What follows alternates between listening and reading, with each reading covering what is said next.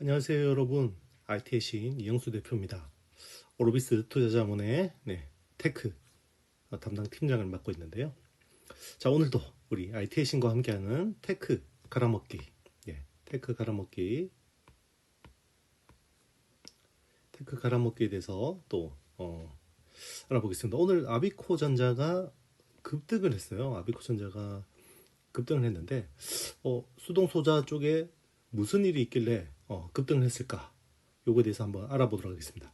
그러면 우리 용어에 대해서 우리 그냥 대충 지나가는 경우가 많은데, 그럼 능동소자는 뭐고 수동소자는 뭔지 한번 오늘은 아카데믹하게 한번 알아보도록 하겠습니다.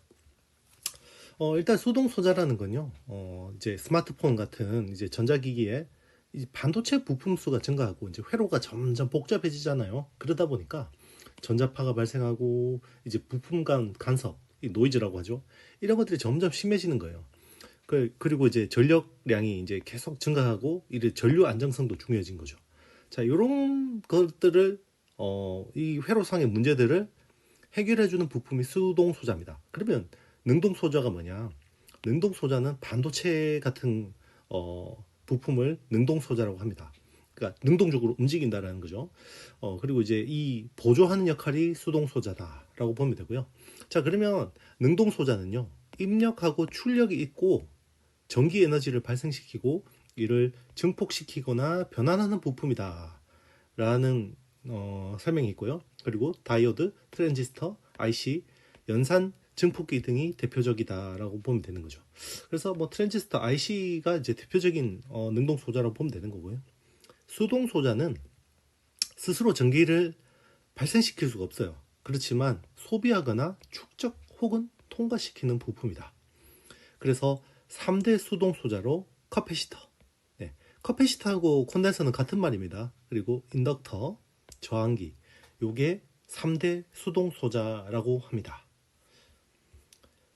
그리고 이제 3대 이제 수동 소자를 조합해서 부품을 만들기도 해요. 요게 이제 소우 필터 같은 거, 그리고 EMI 필터, ESD 필터, 이런 것들을 만들 수가 있는 거죠. 수동 소자를 조합해서.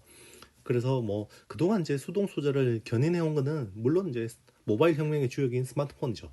그런데 이게 점점 자율주행차 이런 자동차 쪽으로 이제 수동 소자 수요가 빠르게 늘고 있다. 결국 모빌리티 혁명. 네. 자, 이제 모바일 혁명에서 모빌리티 혁명으로 빠르게 전환되고 있다. 이런 것들이 이제 수동 소자의 수요를 통해서도 확인이 되는 거죠. 세계 수동 소자 시장은요, 일본 업체들을 꽉 잡고 있어요. 이제 무라타, TDK, 다이오유덴 같은 일본 업체들이 40% 이상의 그 점유율을 차지하고 있고요. 일본 업체들의 칩의 원천 소재부터 이제 일괄 생산 체제까지 구축해서 다른 업체가 모방하지 못하게 하고 있습니다. 그래서 지속적인 연구개발로 부품 효율을 개선해서 자연스럽게 진입 장벽도 강화하고 있다. 이게 일본 일괄 생산 체제가 이 일본 업체들의 경쟁력이다라고 보시면 됩니다. 예를 들면 무라타 같은 경우는 이제 최적화된 유전체 재료를 미세 입자로 조합하고 적층하는 기술 덕분에 이제 초소형 고용량 MLCC를 만들 수가 있는 거죠. 최근에는 이제 삼성전기도 이런 쪽으로도 많이 따라오기는 했습니다만 아직까지 기술 격차가 있다고 봐야 되는 거죠. 국내 수동 소자 업체 중에 이제 톱은 당연히 MLCC 멀티레이어 세라믹 커패시터를 만드는 이제 삼성전기죠. 네, 적측 세라믹 콘덴서라고 하죠. 이제 삼성전기는 그동안은 스마트폰 쪽이 이제 주력이었는데 점점 전장 시장 이제 공략의 속도를 내고 있고요. 기존의 인포테인먼트 쪽으로 주로 했는데요. 이게 이제 센터페시아 같은 디스플레이 이런 쪽에 AVN이라고 하죠. 이렇게 오디오 비디오 네트워크 이런 쪽에 하는 MLCC를 하다가 요즘에는 파워트레인 그 이제 엔진이나 이제 배터리 쪽, 배터리 팩 쪽으로 이제 그 적용되는 MLCC를 많이 하고 있거든요. 이런 쪽이 굉장히 부가가치가 높아요. 이게 보통 10배에서 많게는 100배까지 비싸거든요. 그런 쪽으로 계속 진입하고 있고요. 사막 콘덴서 같은 경우는 이제 국내 틈새 시장에서 MLCC, 산업용 같은 이런데 이제 공략을 하고 있습니다. 그리고 이제 인덕터하고 저항 같은 경우는 이제 아비코전자, 오늘의 이제 주가 상승에 이제 원인이 아비코전자고요. 그리고 아모텍 같은 경우도 이제 정전기 방지, 뭐 칩 바리스터, 저항 등을 생산하고, 뭐 아모텍도 MLCC 쪽을 하고 있죠. 네, 하고 있는데 요게 아직은 제대로 수율이 안 나다 보니까 돈을 까먹고 있고, 와이솔 같은 경우는 이제 소어 필터 같은 것들을 생산하고 있죠. 이 회로상으로 보면요, 직류에는 저항밖에 없어요. 한 방향으로만 전류가 흐르기 때문에. 그런데 교류는 한쪽으로 흐르다가 반대로 흐르기도 하죠. 요것 때문에 이제 회로가 복잡해지는 건데요. 저항뿐만 아니라 리액턴스, 네, 리액턴스가 있고요. 그리고 임피던스는 이제 교류에서 전류가 흐르기 어려운 정도를 이야기하는데, 뭐 이런 거는 다 패스하셔도 됩니다. 잘 모르셔도 되고요. 그냥 인덕터는 전류의 흐름을 제어하는 수동 소자다. 그죠? 우리 사람의 몸에도 갑자기 혈관에 피가 너무 많이 흐르면 안 되겠죠. 네, 이런 것들을 적당하게 이제 흐를 수 있도록, 너무 빠르게 흐르면 천천히 흐르게 하고, 너무 천천히 흐르면 빠르게 흐르게 하고, 뭐 이런 급격한 변화를 제어하는, 네, 게 인덕터다 생각하시면 됩니다. 그래서 뭐 갑자기 예를 들면 컴퓨터를 켜면 전류가 갑자기 흘러 들어와서 반도체가 망가질 수 있겠죠. 이를 방지해 주는 게 인덕터의 역할이라고 생각하시면 됩니다. 그리고 전원을 끌 때 전류가 갑자기 뚝 끊기면 안 되겠죠. 반도체가 이 죽을 때까지는 전기를 흘려줘야 되기 때문에 이게 서서히 끊기게 해주는 이런 역할을 하는 게 인덕터다라고 생각하시면 됩니다. 그리고 커패시터 같은 경우는 전압, 네, 이 인덕션 전류, 커패시터는 전압을 제어하는 수동 소자고요. 일정량의 전기를 이제 댐처럼 저장했다가 필요할 때 방전해 주는 거죠. 그래서 회로 전반에 굉장히 많이 쓰이고요. 저항기는 이제 순간적인 과전압을 후회시키는 역할을 한다.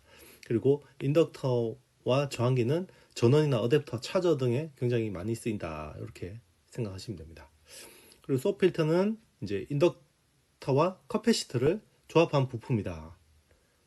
이렇게, 그러니까 소어 필터는 인덕터와 커패시터를 조합한 부품이고요.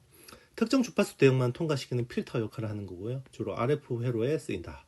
그리고 EMI 필터는 인덕터와 커패시터를 조합해서 만드는데요. 불필요한 유해 노이즈를 제거해서 전자파를 방지한다. 그죠?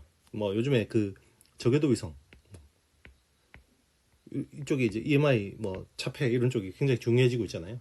이게 특정 칩한테는 시그널이지만 또 다른 칩한테 노이즈가 될 수 있기 때문에 이런 걸 딱 차단해 주는 게 중요하죠. 그리고 ESD 필터는 인덕터, 커패시터, 저항, 뭐 다이오드를 조합해서 만들고요.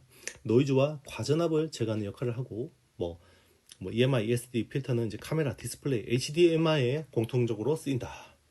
이렇게 생각하시면 됩니다. 뭐 국내 수동 소자 대장 업체 이제 삼성전기 좀 한번 분석해 보겠습니다. 1분기 실적이 나쁘지 않았어요. 매출이 2조 원 나왔고 영업이익은 1,400억 나왔는데요. 올해 작년 매출은 9조 4천억 그리고 영업이익 1조 2천억 나왔는데 올해는 소폭 감소할 수밖에 없습니다. 왜냐하면 스마트폰 때문에 아무래도 뭐 반도체 감산하고 같이 가는 거죠. 그래서 매출 8조 7천억, 영업이익은 1조 1천억 정도로 전망되는데요. 상대적으로 실적 저하가 메모리에 비해서는 좀 덜한 편이죠. 네. 왜 그러냐면요. 선제적으로 재고 조정을 했기 때문에 그래요.